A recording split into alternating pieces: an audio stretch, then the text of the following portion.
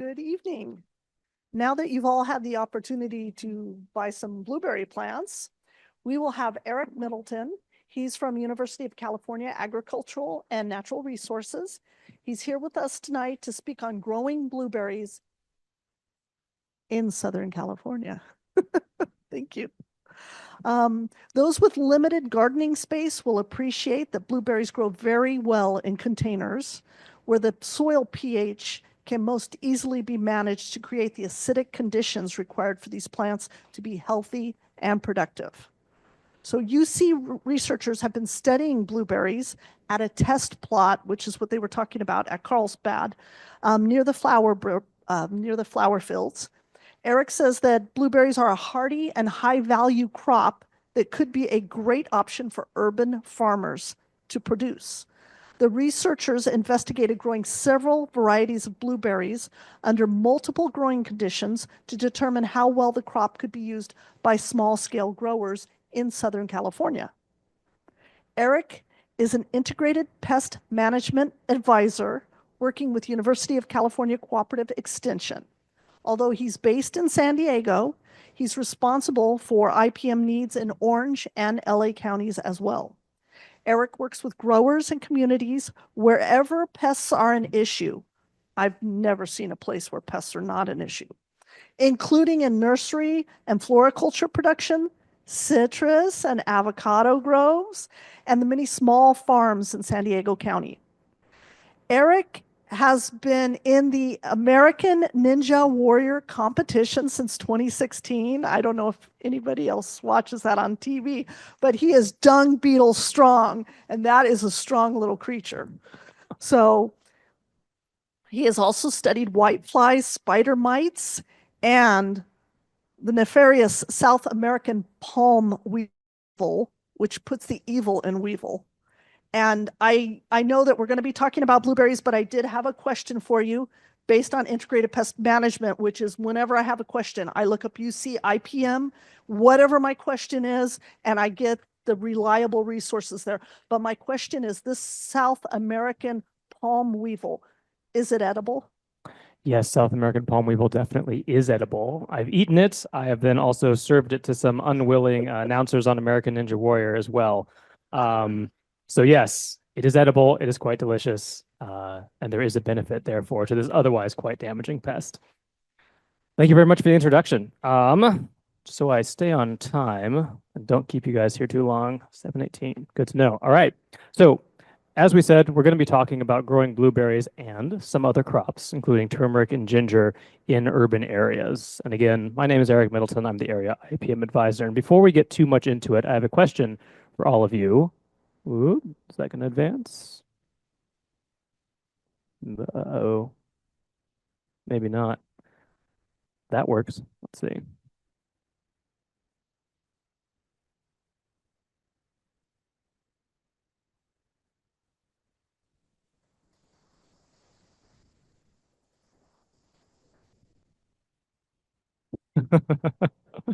That's the beauty of a pest, is it's all in the eye of the beholder. It can be anything, whether it's insects or vertebrates or neighbors. All right. There we go. All right. So before we get into a question for all of you, how many of you heard of UC ANR or UC Cooperative Extension before, by show of hands? Wonderful. That's some of the best response I've ever had from an audience. That's great. How many of you use the UC IPM website? Awesome. All right. Those of you who haven't, very, very good resource. It is very, very handy. But just for any of you who don't know, and even for some of you who might know as well, UC Cooperative Extension, UC ANR. UC ANR stands for Agriculture and Natural Resources. We're a decentralized University of California campus. So most University of California campuses, UC Berkeley, UC Riverside, UC LA, right? They're all in one place. That's not as true of UC ANR. Instead, we're present in each of the different counties throughout California, and our focus, as the name implies, is on agriculture and natural resources. Cooperative Extension is just basically one of the main parts of UC-ANR, and we provide all the information out to members of the public. Now, the most common question that I get asked when I'm out doing stuff is, are you a student at UCSD? And the answer is no, but that's hard to explain to people, so oftentimes I'll just say, yes, I am. to get them to stop, but it's not true. What we are instead is that we're the bridge basically between the university system and professionals and members of the public as well. So we take information that is done at the university level, whether that's the University of California or something else, and translate that into usable information that can be used by farmers, landscape managers, et cetera. And if answers aren't known about these other different things, we will do applied research. So again, our overarching mission is to applied extension, hence UC Cooperative Extension. And because we're entirely applied and focused, not doing basic research like how different cells work or stuff like that, all this is directly relevant to growers and members of the public. And also we usually work very closely with different county partners, regulatory agencies we work with, although we are not regulatory ourselves. So that's basically what UC ANR, UC Cooperative Extension is, just so you kind of have a sense of where I'm coming from and the different things that I will work with. But as an outline of everything else we're going to be talking today, first and foremost, and this is mostly going to be talking about the project that I'm currently working on, which has then a lot to do with growing blueberries. So we'll talk about the project's focus and rationale, as well as the setup and demonstration site, which if you come next weekend, you'll be able to see. We'll then go over a whole bunch of the different results. What have we found so far? That includes land access and then also blueberries, which we'll spend the most amount of time on. And then we'll also talk a little bit about ginger and turmeric because I'm sure you guys don't grow just fruit, but probably some other interesting crops as well. So that might be of interest to you as well. And we'll finish off with some future plans, where this is going to be going in the future, and some takeaways from all of this. So let's start off project focus and rationale. So the basic rationale behind all of this, it's looking at small scale urban agriculture. And there's many, many different aspects to urban agriculture. Our thing that we're focusing on is small scale production ag. Basically, what that means is that's people growing food to sell, whether that's to supplement as income or maybe doing it as their own job. It's not the same as backyard gardening. It's not the same as community gardening. All those are important. They have their place, as does these different efforts for sort of food sovereignty by having communities of people coming together and producing urban ag, where the main benefit is the community side of it. Again, all very important, but that's not what we were looking at. We're looking at people growing food to sell in urban areas. And with that, there are many, many different unknowns and issues. How do you access land? Also, even if you have land, how do you access it on a short-term basis in urban land? So accessing things like vacant lots, which don't stay vacant forever. How can you potentially grow in those and be able to utilize those? What about potential site remediation? In urban areas, contaminants are often a pretty big problem, and that's a big issue when people are looking at urban ag. Also, is more infrastructure worth the money? Is it worth your time to be building out things like high tunnels or more irrigation systems or things like that? Or is it simply going to be too difficult, especially if it's transient in nature? What about scale appropriate pest management, sourcing materials and sourcing plants? How does all of that work? Because a lot of the information that's been researched and has more energy and time put into it is looking at things on a more commercial, large scale. Also, finally, and so this all ties together, is ultimately, is it economically feasible for people to do this? Because that's a really big unknown. There's a lot of people who are pushing this idea that, people will be growing lots of food in vacant lots. They'll be growing lots of food in backyards and then being able to put that out into our food system. That's definitely possible, but there's not a lot of research on it if it makes sense, if it's economically feasible. So that's kind of what we're wanting to do here. Very little research has been done. Grower anecdotes are much more common. So our goal was to study several different urban ag methods to see which of those are ultimately feasible. Now, of course, we can't cover everything. So we're only going to be covering a little bit. But our focus is, again, seeing which ones are ultimately feasible. And what was sort of guiding all this was trying to look at the correct scale. So we were looking at what could be grown in an size. So somewhere in someone's backyard or some kind of side area. So about 720 square feet to potentially a much bigger space of maybe up to around 4,000, 4,500 square feet. We also wanted to look about growing in containers, because if you do this, you don't need to do site remediation for the soil. You can have it be mobile if need be. So if you need to be able to pick up and move at some point, you can. And it's also just a little bit smaller and more portable in different ways. We wanted to focus on high value specialty crops because this will lead to a better return on investment. If people are going to be growing on this small scale, where it's not this really large industrialized scale, then they better be making good money or pay for all these different things. So a better return on investment with high value crops, and you can also then sell to various different niche markets. So again, increasing the value that you can potentially produce. We also want to look at perennials or crops that had multiple different uses. And I think you can understand the rationale behind that because it usually requires less management and it gives growers a whole lot of different options for different ways they can say process the different things that they're selling and have value added to it. And then we also wanted to use materials that were only available to lay people as much as possible. We didn't want to be using a whole bunch of resources that only commercial farmers had access to or only people with the right connections had access to, because lots of the people who would potentially be doing this are lay people. So that's something that was sort of our overarching guiding principles behind this. So as an example, the different high tunnel kits that we wanted to have, the different soil and media that people were buying would all be hopefully stuff that they could get at stores or online pretty easily. Setup and demonstration site. So all of this is funded by a USDA NIFA grant, which is a 3-year grant going from 2023 to 2026. We're looking at 2 main crops, all of them grown in containers. One of those, as you probably guessed and have heard, is blueberries. So high value perennial, not particularly common in California. It certainly is around, but it's not a particularly common crop here.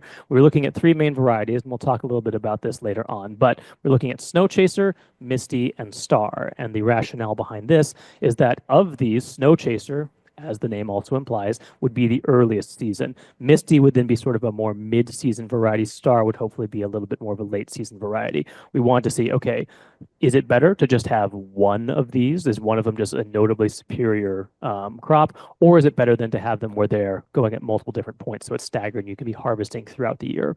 That was our general rationale behind that. We were also then growing ginger and turmeric, which are multi-use annuals. There's very little known about those growing in California, at least in terms of the scientific literature. People certainly are doing it, but there's not a lot of information, where there's a lot more information out of places that are a bit more tropical or other areas, say like Virginia, interestingly, has a whole bunch of ginger and turmeric resources. So not a lot about that being grown in California. We had one variety of each of those, and then we also have several other varieties, both of ginger, turmeric, and the different blueberries that we're not growing at scale. So like these kind of big experiments, we just have them on a much smaller scale to see how well they are growing as well. We had 2 main growing systems, which is now a bit covered, but you can see in the background and you'll see in other pictures as well. We have the high tunnels. So we had 2 different types, one made of steel and then another that we constructed ourselves out of PVC. So the steel ones are using commercially available kits, and then the other ones are using commercially available materials.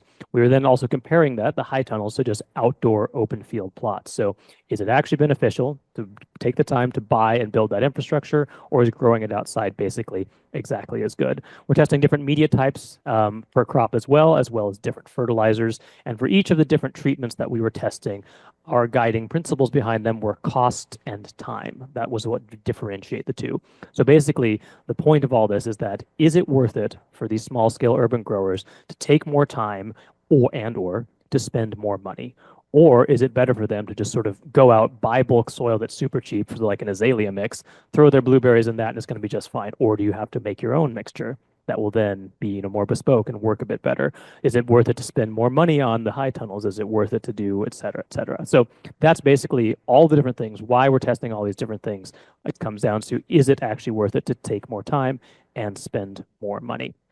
The crops we're looking at are in 720 square foot blocks, basically 12 by 60 feet. So there's 3 of them pictured out here. And then you can see in the high tunnels, there's 6 high tunnels total, 3 here, 3 there. So the size of the high tunnel, basically, we chose that size because it's likely to fit into many yards and lot sizes. And as I said, 3 high tunnels, 3 open plots each of the blueberries, ginger, and turmeric. This side that you can see closer to you are the blueberries, and then over here are the ginger and turmeric growing, and you can't really see them particularly well in this picture. As we talked about, this is set up at the Carlsbad flower fields, which, how many of you have been to the flower fields by raise of hands? Basically everyone, yeah. So you're aware of it. Very large tourist site. The public can also then come and visit our demonstration site, and we have signage up so people can come through and take a look at it as well. Now, we went out there and we assembled everything. And to start off, it was basically me and the staff member I had, Lindsay, doing absolutely everything, assembling all these high tunnels, putting down all the stuff, putting in all the fences. And when we were doing that, it was really useful because we could keep track of all the different costs and also how long everything took. So that's really important to know as well. So we did it ourselves, so we know exactly what it's like. It's is going to take the time to do this. We then will be tracking yields, doing pest surveys, and ultimately, hopefully, determining what methods work best. With the end deliverables are to have a start to finish production guide for the crops that we're looking at, and then also this demonstration site where people can come and see the crops, as well as publishing our results in the scientific literature. And again, determine how and if growing these crops ultimately are economically feasible for people doing something similar to what we're looking at here. Okay, that's the project focus, rationale, all that different stuff. Let's get into some of the results that we have found so far, which again, if you remember, the project is from 2023 to 2026, so we are not done yet. We're sort of halfway through at this point. So results, starting off with land access. This is the site before we built anything where we're laying everything out and looking at sort of, how we want to be setting all this up. But when it comes to land access, this is led by one of my colleagues, Jan Gonzalez. And our goal here is to identify local rules and regulations that growers need to be aware of if they're trying to grow in vacant lots or even if they're trying to grow and produce, say, in their backyards. So for all of this, we want to identify what vacant lots might be there or other different sections of open land that growers could use, whether that's a neighbor's yard or people who are trying to put their yards up for use for this, or just simply vacant lots that aren't being used that people could come in and actually make productive in the time they are vacant. Turns out a lot of other different groups are separately doing very similar things to trying to figure out these exact same things that we are. UCSD is, a number of different resource conservation districts are. And so everyone was kind of vying for the same ultimate goal with this. So because several different groups are trying to map out vacant land, our thought then is that it's better that they do it since our grant only lasts 3 years and then we don't have additional funding to do it. So instead, our role right now is much more to be a mediator for this. We're getting people together, we're bringing together those disparate groups and trying to sort of have a more unified effort as opposed to everyone sort of doing the same thing and replicating this work. So this is still pretty nascent. Also, Jan is leading this much more so than I am. So we're compiling the results now, should have better information shortly, but this is a really important side of things. We're just understanding what local rules, regulations, and how to even find land, because that's one of the biggest problems that growers who want to do this face in the first place. Okay, next section is blueberries, the more interesting area to you, I assume. So blueberries in Southern California, how many of you, again by show of hands, are currently growing blueberries? Wow, all right. Well, this will be interesting then. I also want to hear from all of you for different things that you're seeing or what works well as well, because I think we have a lot of information that we can hopefully share between each other. So blueberries in Southern California, definitely emerging crop here in Southern California. It's not huge, but there definitely are multiple growers producing this. And of course, as probably I'm sure many of you are aware, there's generally speaking increasing production of blueberries in warmer areas. So Florida has been growing more and more. That's been happening for a little while. Southern California is now hoping to get on that bandwagon as well, because this would allow growers to produce very early in the season and have a new crop of blueberries that we could use to exploit the sort of market niche that exists right now. That's from the commercial side of things. For people at home, of course, blueberries are really nice. They're tasty. They're very fun to grow. And they're very good options for home and small scale growers, especially because they tend to be very well suited to containers where you can control soil pH and things like that. Variety is also very important. Low chill or no chill varieties are something that only more recently have sort of been coming into the fore and being much more widely available. And of course, most different varieties of blueberries that were well researched that are out there, they require more chill hours than what we have here. But there are a lot of varieties that work well that are low chill or no chill varieties. So again, testing, the main ones are Snow Chaser, Misty, and Star, but there's a whole bunch of different other ones. Emerald, Ventura, Jubilee, San Joaquin, Sunshine Blue, Jewel, O'Neill, Meadowlark. Any others that people have that they can remember that are not listed here? Yeah. South Moon, is that what you said? Gotcha. How about any others? Pink Lemonade. Ah, I think that was like a medium chill one. Does that one grow okay here? Nice. Okay. Any others that seem to work well that other people are aware of? Say that again? Mountain Blue. I haven't heard of that one. Yeah. Yes.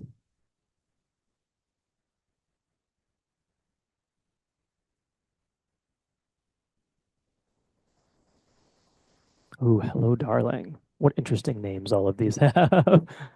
Yeah, lots of different ones. How about for these? How many of you are growing one of the ones that's listed here? Quite a few. For those of you who are, which ones? Star, Misty, Jubilee. I heard Sunshine Blue. Gotcha. Yeah, there's definitely a couple. Awesome. All right. Really good to hear. So yeah, lots of different options there. And also good to know that some of you are growing Misty and Star. Snow Chaser is still a proprietary one. So that's a kind of unfortunate thing that we found is that that is one you can't propagate yourself. It's still like this kind of proprietary thing. You can potentially purchase it, but can't propagate it, which is don't like that so much. But yeah. So for blueberries, there are also, of course, pests of blueberry, and we're going to go over a couple of those different ones as well. So overall, I would say blueberries are actually a pretty clean crop, and that's another thing that's pretty nice about them is that there's some crops where they're just getting hammered consistently by pests. Blueberries overall are not too bad. There's not that many pests that are serious issues, but of course, as is always the case, there are some exceptions to that. Some of the ones that can be problematic are the different hemipteran pests. So these are soft-bodied, the sort of true bugs that will be feeding on these. So aphids are a really big one, of course. It's aphids. Aphids are on everything. So they're very, very common. Damage overall tends to be pretty minimal. They'll produce sooty mold, which can be problematic, but it oftentimes can be washed off. Even if they build up into high numbers, it's usually not too much of a problem. So control is often not needed. But if you do need to do it, one of the good things is to keep an eye out for natural enemies, those beneficial predators and parasitoids, which we'll talk a little bit more about. Try to promote them in your environment because they often help knock back the aphid populations. Applications of oils or different insecticidal soaps are a pretty soft way to help deal with these pests. You can also blast them off with water. You can rub leaves if you only have a couple of plants and kill them off that way as well. Another one, how many of you had whiteflies on your blueberries? That was a very knowing nod there. So these ones are interesting. They seem to be perhaps not as common as aphids, where aphids, you're probably going to get them at some point. The whitefly is not as common, but they certainly do still seem to be a problem that people will experience. The damage is also much more noticeable, where once you see whiteflies, they'll be like, your leaves will look all hairy, and they're just, covered with this kind of white powdery thing. So it's pretty clear to see if they're present. They also produce sooty mold and certainly can be a little bit more problematic. One of the biggest things with these is try to prune your plants to keep the structure more open. Whiteflies really like a more tight, enclosed, kind of humid, protected environment. So if you can keep your plant more open, it's much less likely to have whiteflies. And similar to aphids, as is very true with lots of these sort of soft-bodied sucking insects, insecticidal soaps or oils are usually a pretty good way to go to start with and will help knock back their population. The last one is scales, which was pictured in the background right here. Tiny little more hard things. These are generally more infrequent. The damage tends to be minimal. Management is very similar to those of aphids and whiteflies, but generally speaking is going to be harder. Scales are generally speaking kind of hard to control. You want to be monitoring them to see when their crawlers are active, the little very mobile life stage, and try to hit them then. But scales can be a little bit more difficult. You can also try to scrape them off, but again, for the most part, not too much damage in most cases. There are a couple pests that can be a little bit more damaging, like say the one that is pictured kind of blurrily right back here that will actually start getting into the fruits. But some of them, these more damaging pests, one includes white grubs, oftentimes these masked chafer beetles, which are the really kind of characteristic C-shaped white grubs. How many of you have run into these either in blueberries or basically in anything else? Yeah, common garden pests, which certainly can be a problem. So they're often around.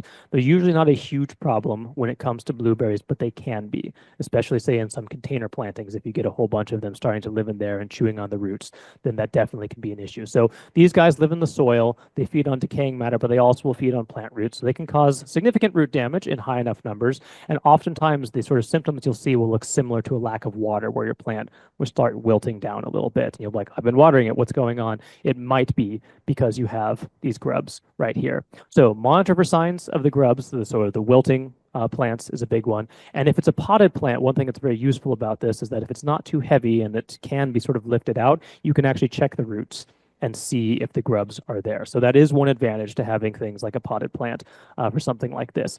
But if you do have the grubs and you can't remove them by sort of pulling the plant out and removing them from around the roots, one thing you can consider is a drench of entomopathogenic nematodes. This one in particular, Heterobitus bacteriophora, is pretty effective against these types of grubs. So if you see, here's a healthy grub, and then these grubs have been fed on by the nematodes, and they're turning into these kind of soggy masses where then the nematodes will burst out and go and infect other grubs. So that's a pretty good way. It's doing a soil drench of this nematode, which can be helpful against grubs like this. But again, it really depends on the situation. Oftentimes they're not too big of a problem, but they certainly can be in certain situations. Another problem that was pictured in the background here and is seen again right here is light brown apple moth, which I've abbreviated as LBAM. So whenever you see that, it stands for light brown apple moth. The larvae of these moths will feed on leaves. They feed on berries and they'll take this silk and they'll use it to web together the leaves and create these kind of enclosed, tightened, protected structures. So here's one of them that's in our blueberries, sticking his cute little head out right there as he's been eating his way through a whole bunch of our unripe blueberries. So we definitely did run into these and they're a bit of a problem. As much as possible, monitor for signs of these. Again, you're looking for chewed fruits and leaves leaves that have been stuck together, sort of glued together with strands of silk. If you only have a couple plants, these are very easy to remove by hand. Just sort of pull open their little hidey holes, pull them out and squish them. You can also apply Bacillus thuringiensis or BT, which is effective especially against younger larvae. And then also there's organic formulations of spinosad that are available to home gardeners that you can apply if needed as well. I would generally say go in this order, remove by hand. If that doesn't work, apply BT. If that's not working, then you could go on to something like spinosad, because spinosad soft overall, but certainly can also be harmful to beneficial insects or pollinators. And then the last one that can be very problematic is the dreaded spotted wing Drosophila, pictured here and abbreviated as SWD. Does anyone have spotted wing Drosophila they deal with? Thank goodness, because that's terrible. I've seen him a couple times. I worked in the Midwest. I did my PhD at University of Minnesota, where SWD was really starting to take off and be a big problem. Apparently, they do exist along coastal Southern California, but I'm very glad that none of you have run into them, because this is a much, much bigger problem. They can be a very, very damaging pest if they start getting out of hand. How many of you have heard about spotted wing Drosophila before? Basically, oh, okay, interesting. As fruit growers, you should be aware of this just in case. So spotted wing Drosophila, they're these really tiny little fruit flies. So if you've seen fruit flies flying around your house or something like that, they'll look very similar to them, but they're pretty different because the females have this serrated ovipositor. You can't really see it here, but it looks like it's kind of saw blade at the end of the abdomen, and they use that to saw under the skin of fruit, and they'll lay their eggs inside ripening fruit. So unlike other fruit flies, which only are feeding on decaying, already dead matter, these ones will go after living fruit. So they lay their eggs inside the fruit. The larvae then can consume the fruit from the inside. The fruit rots and collapses. So you'll start to see things like this, where if you break open a blueberry, it's all kind of rotted inside, and then right there is a little maggot that's in there chewing all of it. So this is also a very big problem, obviously, for commercial growers, because even if your fruit isn't yet at a collapsing stage, you then, package it up, you're sending it out to ship to sell somewhere, and then 2 or 3 days later, the whole thing is turned to mush and there's maggots everywhere. Or someone buys the fruit, it hasn't turned to mush, they bring it home, and then it starts melting on their countertop, and then they wonder why they ever purchased from you in the first place. So these can be quite problematic. They can happen pre or post harvest, so even after you've harvested them, they sometimes can land on them. Usually it is pre-harvest. Almost all different soft-skinned fruit. So if the fruit skin is thin enough, they can cut through with their ovipositor and lay eggs inside of them. So they'll go after cherries, strawberries, blueberries, a whole bunch of other different types of berries. So it's pretty widely spread. Yes, question.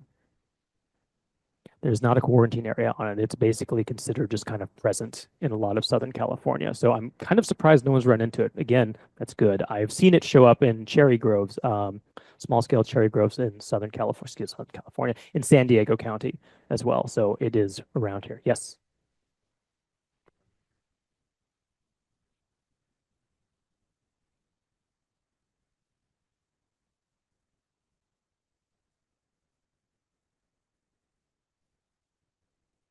Oh, wow.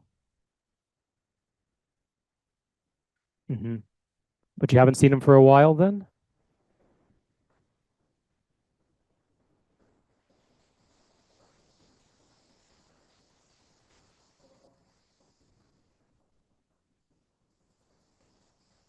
Yeah. Gotcha. Well, I'm glad at least they aren't there anymore, because they certainly can be quite an issue.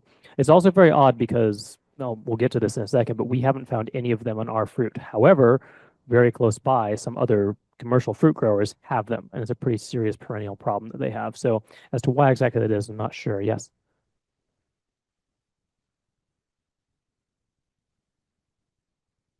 So there, I'm not sure about pheromone traps for these. I believe they do exist or they're being worked. I know they're being worked on at least. For most people, what you want to do to monitor for them is putting out apple cider vinegar traps. So that's a really easy thing where they're attracted to that sort of still fermenting smell and they'll go for it. Partially because while they do have the serrated ovipositor, they still prefer it if the fruit is split open, because then it's much easier for them to get inside. So spotted wing Drosophila, as we said, present in Southern California, generally prefers milder coastal climates, but they are attracted to apple cider vinegar traps. So if you put that out there, a little bit of dish soap to break the surface tension, you can monitor for these flies and see if they're present. The males, as the name implies, have these spots on the wings. So the females will look basically exactly the same as a whole bunch of other fruit fly species unless you're looking at them under a microscope, but the males have these two dots, and that's what you're looking for. So you're looking for monitoring the males. Yes. Zoom people can't hear the questions. I'll repeat the questions for that. Yeah. Gotcha. Hold on just a second. Let me get to the end of the slide and then we'll see if any of those questions are still there. So what do you do with this? It really depends on your own threshold and how many there are. But generally speaking, especially if you're a commercial grower, the advice is to apply insecticides once you start detecting males, largely because these are so damaging. So different things you can use. Spinosad, again, pyrethrins, both of these have organic options for them. But depending on your situation, you might be able to tolerate the damage for homegrown fruit. But again, it just kind of depends. The other thing I should say is that it is totally fine for you to eat these. I say that as someone who eats insects, but it's something where it's not actually like harmful to you to consume a little maggots inside of your fruit. It's just extra protein. So if it's not rotting, if it hasn't started to break apart, there actually isn't any reason you can't eat this besides what's up here. Now, of course, that might be enough of a deterrent. You might be concerned about that and don't want to do it. So other things you should do, of course, are clean up any fallen fruit to limit their populations. You don't want this fallen fruit on the ground and providing a space for them to then emerge and continue their life cycle. Yes.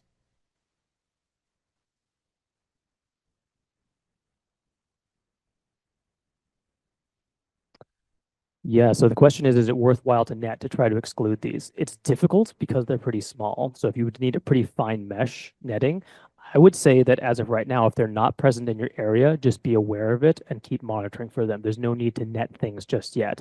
Wait until they're there, and then you can start making decisions about that. But that could be a way if the mesh is small enough to exclude them. Yes. Yes, question.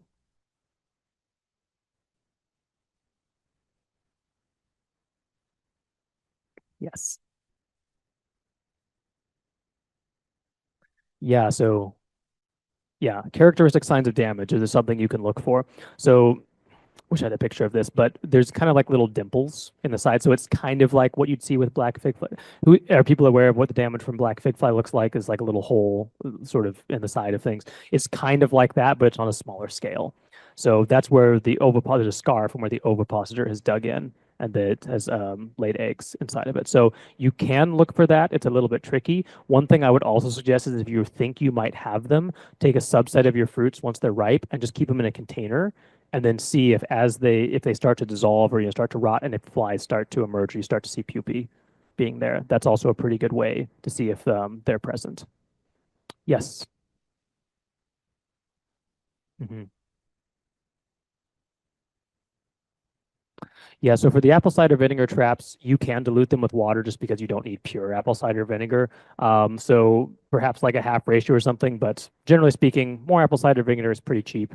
You can attract them in. You have a little bit of soap to break the surface tension. They'll fly in, land in it, get caught, die, and then you were looking for those. Whoops, go back.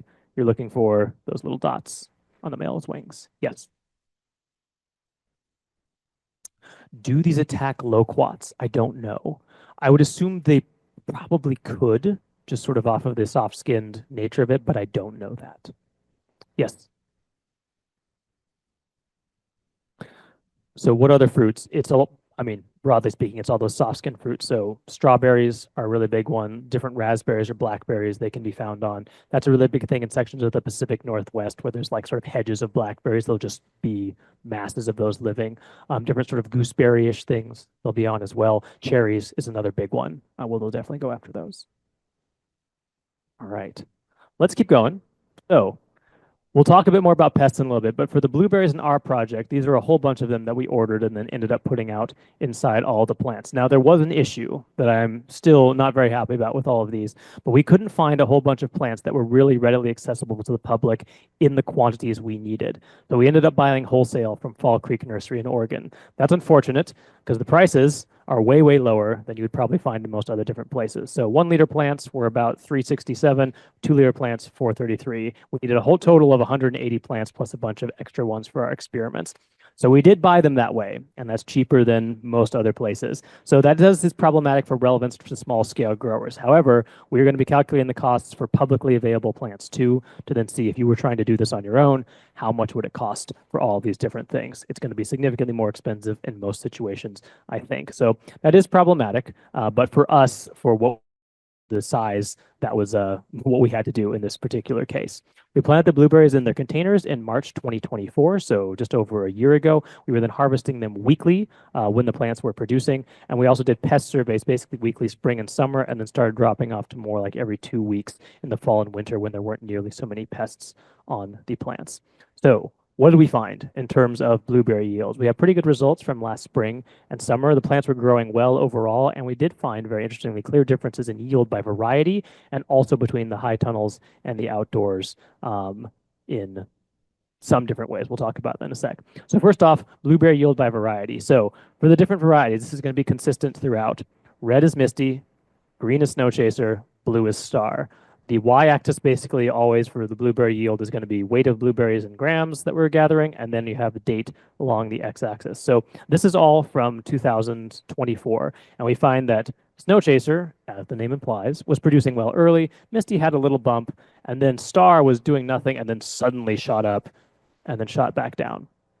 When we're looking at yields by high tunnels versus the outdoors, this was kind of interesting. The high tunnels seem to be producing a little bit better. There's the high tunnel blueberries in more the blue color, and then outdoors is in more red. And again, X and Y axes are the same. So earlier in the season, the tunnels seem to be doing a little bit better. Maybe that additional warmth was helpful. But then this peak happened in the outdoors, and it looks pretty familiar because it's right here as well. So it seemed like the outdoor Star produced really well, but then the indoor Star didn't do too much. As to why exactly that is, we're not sure, and we're very interested to see if this happens again this July, where we start to see something similar to it. So that was pretty interesting. When we were looking at also different fertilizers and substrates, we've seen few differences in yield so far, but there were very notable differences in plant size. So for the most part, if you're buying fertilizer, it seems like using something like ammonium sulfate worked quite well. In this case, we're buying more expensive things. Didn't really have an impact on yield, and the plant seemed a little bit smaller. For substrate, it also seems like overall, for now, buying azalea mix works just as well as making a bespoke mixture for your plants of like doing peat moss and pine bark and perlite and things like that. They seem to work pretty well, but happens as the years go on, because I think we might start to see some more difference when it comes to substrate like that. Okay, we're going to extend this out a little bit because you can see trends throughout the rest of the year. Before, that was just kind of the main growing season for last year. The blueberries did continue to produce a little bit past their peak. So here it is, same axes, same colors here, except this time we're going up to basically February of this year. So you can see all this, and they were still producing a little bit right around here when you're sort of well past their prime. So we were expecting them to be producing in the spring, maybe a little bit in the summer. They actually were still doing okay then, and they were still producing on and off just a little bit until now they're starting to bump up again as the weather warms. The same thing is true. This is, again, just the extended version of the outdoor versus the high tunnels graph. So they produce pretty well right there. There's still a little bit, and then they're starting to rise up at the end of this year. What's kind of interesting is that they were definitely producing berries right here, except they're not very ripe. So the question then is like, okay, it's kind of bumping up, but from what I expected, we started seeing a lot of berries in January. There should have been a lot more that was being produced. What's going on here? Why is there so little production this spring when we thought we'd be getting a bumper crop where there's a lot of berries coming up? And you may be able to guess why there is so little blueberry yield, and it's right here, pictured. We were getting a bunch of them damaged by vertebrate pests. So this is all damage from vertebrates. So some of it is birds, a lot of it is more small mammals that are coming up, getting inside, climbing up here, flying in, eating them. A lot of the young and semi-ripe berries were eaten in cases like this. So here, if you remember, if we go back real quick, we're looking at the very end of the graphs right here around January. Here you see it very well. This is now looking at the number of damaged berries. And you can see not too much, and then suddenly there it is. We're getting a whole bunch of damaged berries, far more than we had last year, or of course any time during the summer. Snow Chaser is the main one just because that's the main one that was producing because it's such an early producer. And then the same thing is true for outdoors versus high tunnels. Here, being inside the high tunnels didn't really seem to protect them at all. Birds and rodents were still getting in and were consuming a whole bunch of this unripe fruit before we had a chance to harvest it. This only goes till about the start at the end of February. So we do have more data, and it seems like they are producing, and we're actually getting some berries that aren't getting eaten as well. So the question, though, of course, because this is quite problematic, here's a picture then with a whole bunch of the berries that we were gathering that were damaged by vertebrates and unfortunately still not fully consumed even, is how do you combat the vertebrates? You could do this. This is at the flower fields where they have a U-pick for blueberries where the entire thing is screened in to prevent birds. So you can do that. Putting up screening or different barriers certainly can be effective. You can also then be trying to put out traps for rats and mice to be catching them. You can also, of course, just accept some losses because if you have decently robust plants, you probably won't lose everything to these different pests. However, it is difficult to do all this if you don't have the space and time and desire to put up a bunch of infrastructure like that. It's easiest to do this if you are a very small scale where you can just sort of net a single plant or just net 1 or 2 plants. Or if you have a big thing like this, much easier. If you have 20, 30 plants or something like that, then this becomes a little bit more awkward, a little bit harder. So overall, there's not a ton of great options besides screening, trying to trap, and accepting some losses. The other pests are a little bit easier to deal with, and those are my main area of specialty, which are the different insect pests. So some of the other pests that we found on our blueberries, while the vertebrates were the most damaging, they weren't the most common overall. Instead, really common ones are aphids. So here's a whole bunch of aphids on the underside of all these different leaves. We also had a whole bunch of those light brown apple moth caterpillars. And here's what some of the damage looks like if you haven't seen them before. You have a whole bunch of leaves that are all sort of folded together, and you can see chewing damage both there and there. Here's another example where a bunch of the leaves are sort of folded together into this little tent, and you can see the leaves are slightly skeletonized as well. And then here is one of those little caterpillars hiding inside the leaf, covered up by silk. So these are all things to be on the lookout for if you think you might have light brown apple moth caterpillars. Some other less common pests that we ran into, we definitely are seeing some white flies, not a lot, but a couple, where you get these kind of whitish circles that are appearing. Also sections that are all kind of grainy, and you can see the white flies there. And again, there'll be sections also where it looks like your leaves are just kind of hairy on the underside with a whole bunch of white hair sticking off. We've also found a couple of different scales, again, not particularly common, but here's some of them that are feeding on the blueberries as well. So these ones aren't too bad, but it's important to note that these pests are being partially kept in check by the beneficial insects that we have around as well, because we saw many different predators and parasitoids, and a great example of this are Ophidius parasitoids. How many of you have heard of parasitoids before? A couple of you, all right. So basically, parasitoids are like the alien from the movie Alien, except they attack aphids as opposed to people. So if you look on the underside of leaves, you'll see these are a bunch of aphids, but then what are those little whitish guys right there? Those turn out to be mummies. So this is what it looks like up close. Here's more of a healthy aphid. This aphid has been stung by a parasitoid wasp, which has laid an egg inside of it that is turned into a larvae, which has then blown it up into this kind of papery, they're called mummies. And then soon it will chew a little hole on the outside and then fly off as a wasp to go do this to a whole bunch of other aphids. So again, very much like the alien in Alien, where it lives inside you and then bursts out to go terrorize the rest of the crew on your spaceship. Here's also what it looks like, where there's one that's kind of transparent, and you can see this is the larvae of the wasp that's out there. So again, horrifying, but very useful for us that this happens on a small scale. This is what one of the wasps looks like under high magnification as well. Just these tiny little guys. This is one that I took a picture of on my shirt. So when you're out there, you'll see them wandering around on the leaves, kind of moving from aphid to aphid, and sometimes you might even see them stinging some of the aphids. So those are really neat. That's an important thing. Is if you see these little kind of papery white mummy things, that's what those are. You want them there. So if you're trying to scrape off aphids, try to keep these ones around, at least because they'll turn into adult wasps. There's also syrphid flies. How many of you have heard of these? They're also called hover flies. Hover flies are syrphid flies.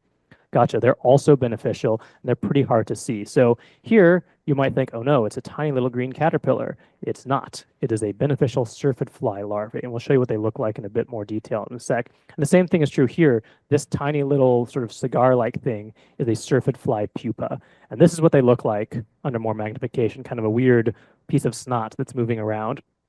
But on one side, they have stabbing mouth parts, which they use to plug into aphids or psyllids or other soft-bodied insects and suck out their fluids. So these guys are actually very important predators to have around. So if you see tiny little green caterpillars that don't seem to correspond with chewing damage, those might be these syrphid larvae. And again, a good way to tell them apart, they don't have a head. So caterpillars have a head and big chewing mouth parts. These guys do not, and they're a little bit smaller. So watch out for the good guys too. Keep an eye out for them because they definitely are important. They help keep those pest populations down. We saw a lot of these. Lizards. So potentially they will eat different insects and stuff like that. Are they going to go after the aphids and things as much? Not. They'll eat some of the bigger ones, potentially some of the caterpillars, but overall, when you're looking at vertebrates, they provide some pest control, but not nearly as much as invertebrates. So the invertebrates, these guys, the other insects, are usually the ones that do the most work, whereas other vertebrates can be somewhat beneficial. Okay, so what did we find in terms of pest pressure in our blueberries? Because again, here there were definite differences in aphid pressure by both variety and growing location, more so than in yields, which is kind of neat. So here, same colors as before. This time on the y-axis, we have aphid pressure, basically the number of aphids. It goes by this scale that we have. So basically each increment of 1 is about another 50 aphids on a plant. So if you're getting up, around 10, that's like around 500 aphids per plant. So here's time going along the x-axis, and you can see very clearly the red line is much higher in all those cases. That's misty. And anecdotally, you could tell this right away. If you're looking at misty, it had far more aphids on it. If you like looking at a plant that had a bunch of aphids, it was almost always misty. Snow chaser and star did have some aphids, but not to the same degree that misty did. What's also interesting, and perhaps not surprising, is that we saw another trend that was sort of similar inside our high tunnels. So the high tunnels, again, are this bluish line versus outdoors, which are the reddish line. Bluish line is notably higher, especially in those warmest months. Generally speaking, insect pests like more humid, like more warm settings. So inside the high tunnels, where it's more humid and more warm, they seem to be taking off a little bit more. So in this case, yes, more aphid pressure on all the different varieties tunnels as opposed to the areas outside. So overall, more aphids on misty than on snow chaser or star, and more aphids in high tunnels versus in outdoor areas. What about for these light brown apple moth caterpillars, which again were some of our other common pests? And you can see there's one of them right there. There's a bunch of damage that's done all over the blueberry. There were also differences in light brown apple moth pressure by both variety and by growing location.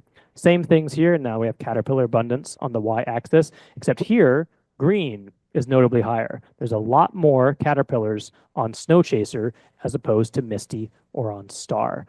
And then here, the same result we saw with the aphids, where there's significantly more caterpillars as opposed to outside in the red. So more caterpillars on snow chaser. Oh, this should say than on misty or star. So misty and star are together. Snow chaser is the one that has a lot more. And there were also more caterpillars in high tunnels versus in the outdoors. So the takeaways from all the different things we found so far with the blueberries: snow chaser produced well early. Star had a short high spike later on in the season. Misty so far has been the lowest overall. Vertebrates were definitely a problem. They're going to be a little bit difficult to deal with overall unless you can really sort of enclose or try to exclude them. Aphids and caterpillars were the most common in pests we dealt with, and they're more common in high tunnels. Aphids were most common in misty, and caterpillars were more common in snow chaser varieties.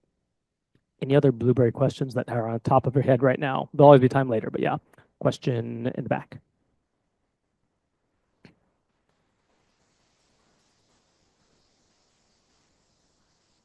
So we didn't evaluate how hard or easy it was to handpick the berries. One of the things we did do is we tried to avoid some of the varieties in the first place that tend to be a little bit squishier, that don't pack quite as well. So in my experience, it was like Emerald was perhaps a little bit squishier, and I think Jewel is oftentimes a bit squishier as well. So we intentionally tried to stay away from those because we wanted more robust things, because that'd be more likely to benefit a grower. So we didn't look at like which ones are easiest to pick, but we did consider that at the beginning. Middle, yeah, closer.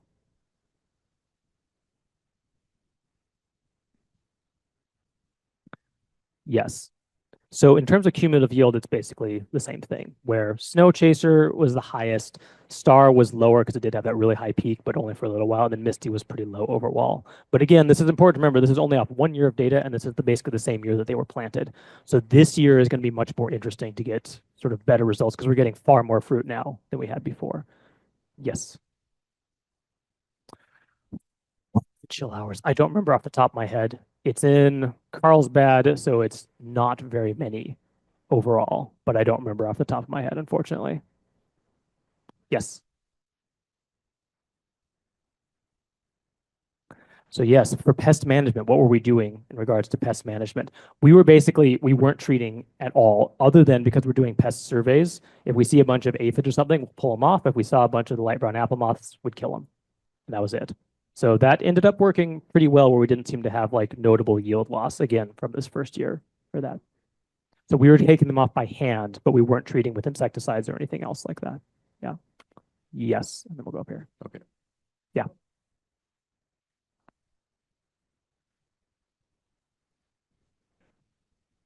Yes. So we looked at it a little bit. It's not being directly tested, but anecdotally, it seems like bigger plants would have, more aphids because they're bigger. But in terms of like having a greater proportion of pests per like unit area, not so much. So it didn't seem like there was really a strong correlation between like, oh, the younger, more stunted plants are getting hit a lot harder, as opposed to some of the other bigger ones that have become more established are not getting hit as hard. It was seemed pretty even across the board. Yes. This is a question on Zoom. Katrina, who is growing a number of varieties of blueberries, says she's getting the light brown apple moth. And is there something safe to mix with BT that will aid in the application and not lessen effectiveness of the bacteria? Right now, the spray mostly bounces off, repels off the berries in plant. Sounds like she needs a spreader sticker or something. What would you recommend to mix in? So a particular spreader sticker with BT, I'm not sure, partially because there's a lot of things that work well with conventional insecticides that then I don't know off the top of my head how well they work with BT. Have her shoot me an email and we can talk a little bit more about that. Yeah. Okay. Yes, question up front.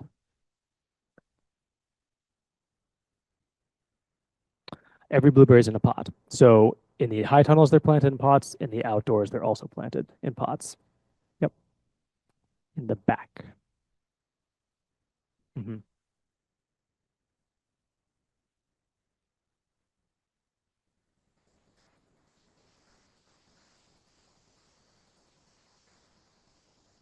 No. So we haven't been looking at plant health overall. Our main thing, which there are very viable reasons we would do all those different things, but the main thing we were wanting to be looking at was yield, because at the end of the day, it's like how much are you ultimately producing from it? My other collaborator, because I'm a pest management person who would be helping more with that, has not been helping as much as I would like, and therefore we've cut back on a number of those other different metrics other than yield. So very good things to do. We haven't been doing them. Yes. We'll see. We'll talk a little bit about that in the end and sort of the state of funding, shall we say? Yes. Yes. So the question, have we looked at pruning or grafting? We haven't looked at grafting. Partially, some of that is because you have different proprietary varieties where it's technically legal to do that. One of the other things, we have looked at pruning. So we prune them all back to then try to promote stronger cane growth for the ones that are going to be producing fruit. We did that across the board, though, as opposed to testing them individually. Unfortunately, there's only so much you can test and have good replicates, good numbers to do statistical tests on when every time you add something else, it like increases it by a lot. So unfortunately, we couldn't look at, like trying different methods of pruning, but we are pruning all of them. Let's do one more question in the back, and then we're going to move on. So different nematodes can be purchased, usually I would say from different online suppliers, some of the bigger ones. So generally speaking, don't buy from Arbico because they tend to be buying them and then redistributing them. And it's really important for biocontrol agents that you get them as fresh from the original producer as possible because they're alive. So different companies like BioB or BioBest can potentially work. So is Copert is another one that can potentially work. Copert. So a lot of these tend to supply to larger scale growers, but depending on the situation, they can have sizes that are also applicable to small scale growers. It's always a little bit tricky because when it comes to biocontrol agents, freshness is very important. And oftentimes, if you're buying like at garden centers or stuff like that, in most of the areas where you can buy, it's a little bit more difficult to get that freshness that you need. All right, hold the rest of the questions. We'll have some time at the end as well, because we need to talk about ginger and turmeric a little bit as well. So here they are pictured growing inside of our high tunnels. Overall, they weren't growing as well. There's a couple of different reasons for this. It's likely because we were on the coast. There's cooler conditions that are close to the coast. And they also were first-year tissue culture plants. So they weren't as robust. They're not growing from kind of more large, well-established rhizomes. We're hoping, because we grew them out and are planting again from rhizome this year, that will change a little bit. The high tunnels did allow the plants to start growing earlier for sure. That was a very noticeable thing we saw right away. So again, higher temperature, higher humidity was important. Overall, we've had, interestingly, more interest from growers in these crops, although probably not the case in this particular room. But if it does work, it's really nice because it provides a lot of useful opportunities where these can be sold fresh or also preserved in a whole bunch of different ways, turned into juices, powdered, candied. It's a really cool value added crop that growers can produce. What we found was very low pest pressure overall. There were some spider mites showing up later in the season, like this one pictured right here. But overall, these were very, very clean, where we didn't find very much at all. There's maybe occasional thrips, but that wasn't an issue. We ended up harvesting them in December, so basically letting them wait as long as we possibly could. And when it comes to yields, here's a nice piece of ginger that we were digging out of the grow bags. Here, on the y-axis, we have the weight of the ginger in grams. We have high tunnels and outdoors for growing location on the x-axis. And then for our substrate, King's Mix is basically a more expensive variety that has more different nutrients added in. And then Sunshine Mix is a very kind of standard potting mix that's readily available in a lot of different places. And it's pretty clear that you can see in high tunnels, they were growing a lot better than outdoors. And King's Mix was significantly outperforming Sunshine Mix, especially in the high tunnel. Here, it's not technically statistically significant, but it's quite close. And it seems pretty clear that, yeah, King's Mix is a better option and growing in the high tunnels more protected is a better option. So higher yield in the high tunnels and higher in the King's Mix, the more expensive mix as well. So this seems to indicate that for ginger, at least, spending more on the soil or infrastructure could certainly be worth it, but we'll have to price everything out at the end of the day. When it comes to turmeric, same axes, same basically everything, except this time it's turmeric. It's the same general result, but not as profound. So high tunnels were better, but not to the same degree. Outdoors was, for King's Mix, it was also better, but again, not technically statistically significant. So turmeric yield was a bit higher in the high tunnels and was definitely a bit higher in King's Mix, but not to the same degree as ginger. There was less an effect. And in the case of if you're trying to grow turmeric, it might not be as worth it to have that infrastructure and spend that amount of time building high tunnels and then also using the more expensive mix. But even with that, we should note that here you can see some of our harvest. This is the high tunnel for King's Mix and high tunnel Sunshine Mix. There is notably more. The rhizomes are bigger. It was a better harvest compared to using Sunshine. So even though, yes, it might not be quite as good, it does seem like the more expensive options are a little bit better for turmeric as well.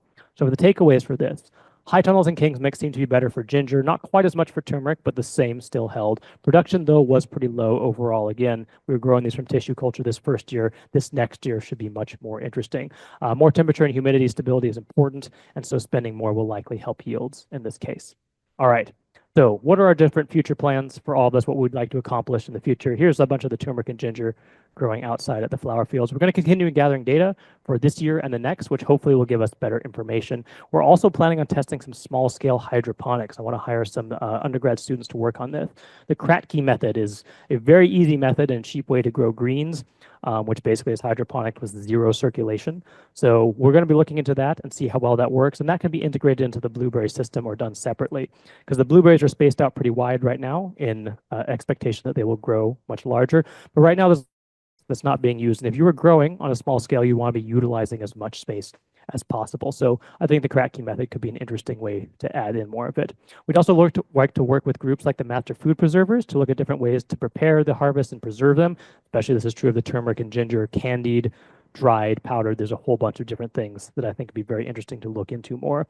We also want to host an urban ag event, a summit where we have a bunch of people come in and share a lot of their expertise in late 2025 or early 2026. So bring in speakers, do farm tours, and share results, again, with a focus on small-scale production ag. But others would, of course, be welcome for all different elements of urban ag. So if you're interested in that, let me know, and we'll try to keep you in the loop for this happening. So takeaways from all of this put together. Our project focuses, again, on small-scale production ag. It's not comprehensive. It's not the only way to do urban ag, but this is an important part of it that doesn't have a lot of research done on it. Sourcing plant material was one of the hardest steps. Getting together groups of people and trying to sort of collectively go in and buy wholesale would probably be a good idea and could be useful, but we're also going to be pricing it out for buying from more local sources. Setting up infrastructure takes a lot of time and expense. That's not really something I talked about, but it was very, very hard. The ground was like concrete consistently. It was quite the thing to do. Land access is also hard. The challenge might be sort of collaborating with all these different people and getting the correct resources together all in one spot. So that is something that we are working on. The blueberries are definitely producing, not terribly much so far, but there are interesting results, and this year will be more interesting. Snow Chaser seems the best so far. Star is not bad. Misty, unfortunately, hasn't been producing as much as we'd like. Ginger and Turmeric are a little bit trickier just because their yields were so low, but future years will definitely tell us a lot more. So certainly stay tuned for any future results. So there's a tour of the field site next weekend. Remember that. And so you can see all this in person if you're interested. Can he talk about the pots? Yeah, so the question being, it has a beautiful ocean view, and so does the salt water and fog cause any issues? Currently, it doesn't seem to be. They grow blueberries there in the ground as well, and they've been growing them successfully for a while. So not so far, but it is definitely something to be aware of. Yes. Well, we do have 3 questions or 3 or 4 on Zoom. Why don't we knock through those? Sure. So Bruce Blavin, who is a West LA member, and just gave a talk to the group in Foothill. He lost his property in Malibu, so he gave us a talk about all that. He lost most of his trees. So he's starting over with some things. Anyway, he asked what for the blueberries, what is the best pot size, and what did you say was the best soil mixture? So for blueberries, we basically found we were comparing an azalea mix, so just a sort of standard commercially available mix that you could buy, and then also a more bespoke one that was peat moss, pine bark, and perlite mixed together. Both of them seem to be performing pretty well and seem to be pretty effective at it. For pot size, we're using, oh goodness, 25 liters, I think. Is that right? I think that's right off the top of my head. They're about that big. Okay, 25 liters. All right. Okay. Not a 15 gallon. What is that to a gallon? 25 liters is. That's pretty small, it sounds Yeah, like. they're decently small. So Okay. you can sort of see some of them in the background there. They're not huge, and they seem to be growing pretty well. And we've seen instances where the plants will grow quite large out of those as long as you keep them well fertilized and well watered. Another question that's from Tree, who's usually here at our meetings, but she's away with family.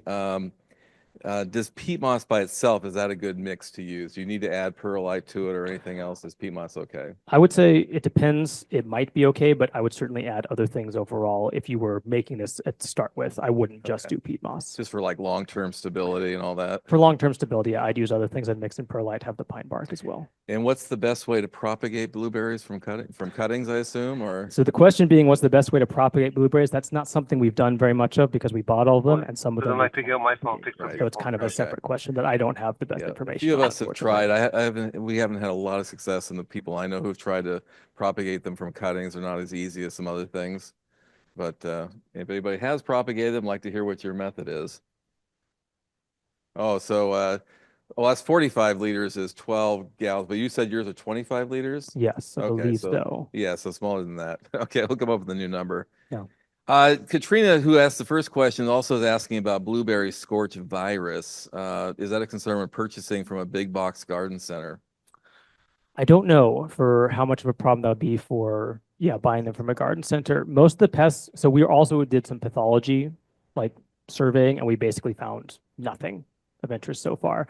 So we haven't seen that yet. It might be an issue. We have not yet run into it, and I can't really speak to then how common it might be from buying from a big box store. And John, what's the number? 6.6 gallons is 25 liters. Gotcha. Okay, there we go for the gallon people. And see. Let's see. All right, we have that one. Someone else online also came up with it. And then Elizabeth Lasani asks, we are seeing the same thing with pollinator research while dealing with a new bee colony collapse phenomenon. Not quite sure what she's referring to.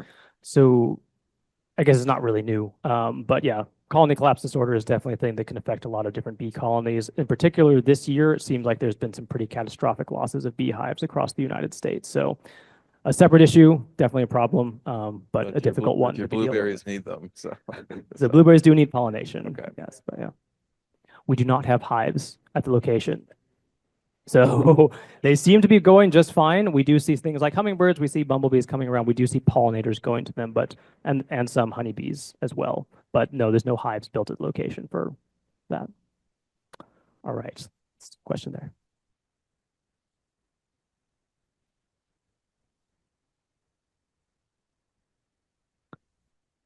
Yeah. So the question is, do we plan to do any work with more amendments or biological things added to the soil? We don't currently. That's not to say that one shouldn't or that it wouldn't be a good idea, but it's not something that we have the capacity for in this particular project, but it certainly could be useful. Yes, in the back.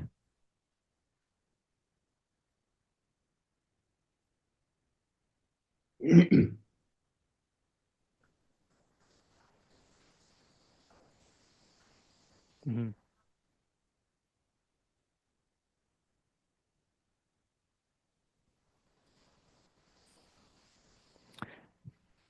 Yeah, so basically, how will land access potentially be changing in the future?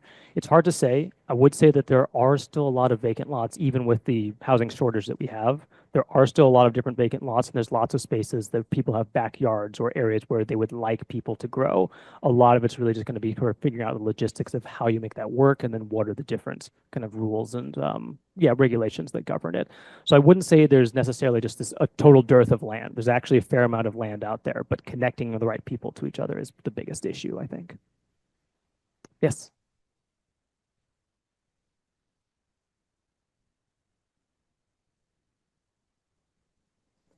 So we haven't added any different ways to like lower the pH. One of the fertilizers we are using are also specific for acid-loving plants, so they have some of it as well. But we're not, aside from those fertilizers, which are basically applied once a year, then adding additional acidifiers to the soil. Yes, so ammonium sulfate is one of them that's very common. There's things like hollytone and then ultra green are the two other ones we're using. Yes.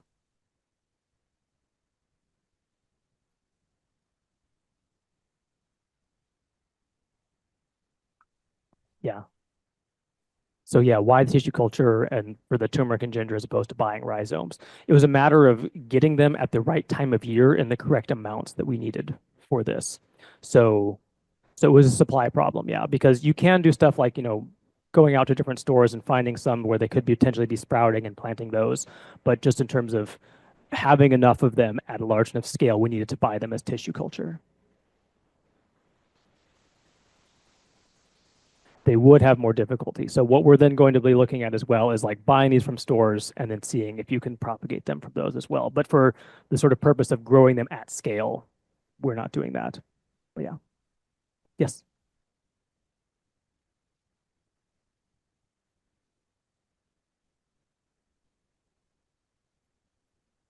Yeah, so the question is, are we planting the whole rhizome this year? Or are we segmenting them? We're segmenting them. So keeping generally even sizes, but then, yeah, breaking them up to then grow a bit more. Because, yeah, if you're planting a big piece like that, it might grow bigger, but then ideally you'd want to be processing that and selling that if you were a grower.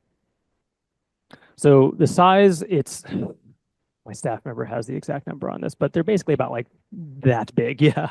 So decently small nubs, and they're of relatively uniform weight is the main thing which we're measuring. Yes. Yeah. Can you harvest the ginger turmeric at any time? So you will have to let it grow out a certain amount, but you can harvest it earlier as opposed to like waiting the entire time. So there's like young ginger, which is a whole sort of commodity in and of itself you can buy. So it can be harvested earlier, or you can wait, let it grow bigger, and sort of put more energy into the rhizome and then harvest when the rhizome is a bit bigger. But you can do both. So you might be able to cut a piece of the rhizome, but you then would have to like dig it out and start damaging the plant. And it's usually not the best option as opposed to harvesting the whole thing at once.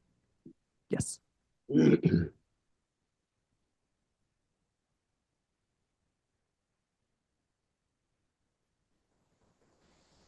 So yeah, fertilizers for the ginger and turmeric. This is another question from my staff member. It was pretty bog standard fertilizer that's like a liquid one that can be injected in through irrigation lines.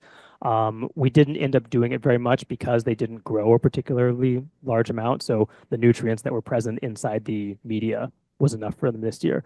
Hopefully, as we plant this year, we'll be able to actually fertilize them more and have some different fertilizer regimes and see how well it works.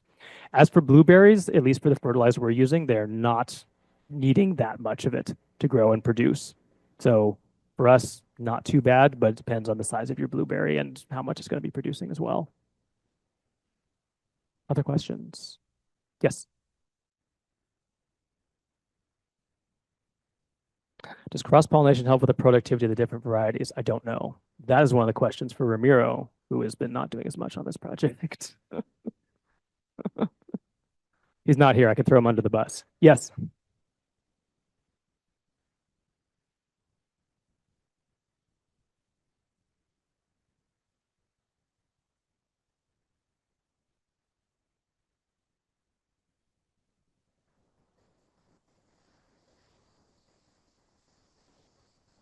So we haven't seen any issues like that. But again, at the Carlsbad flower fields, it's pretty overcast pretty frequently. So we're definitely deep into the marine layer. So we probably be shielded a lot more from that. But we haven't really found issues where, yeah, our blueberries are getting torched or anything like that. Yes. That was directed over to you as an assist.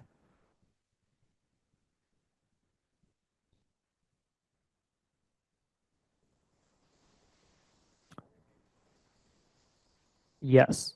So the spacing is the same. And because it's 60 feet and there's 10, it's about 3 feet, I think, between the different plants. It's either 3 or 4 feet. So right now it's pretty large. You can easily walk through them, but as they've been growing out, it'll get to the point where it's basically solid blocks, and you can just barely walk in between them. Yes.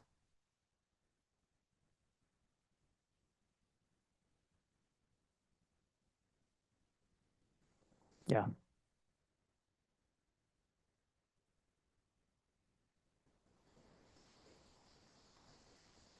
Gotcha. So yeah, larger pots and seems to be working pretty well. Cool. Any other questions? All right. If you do think of anything else, feel free to email me. And thank you all.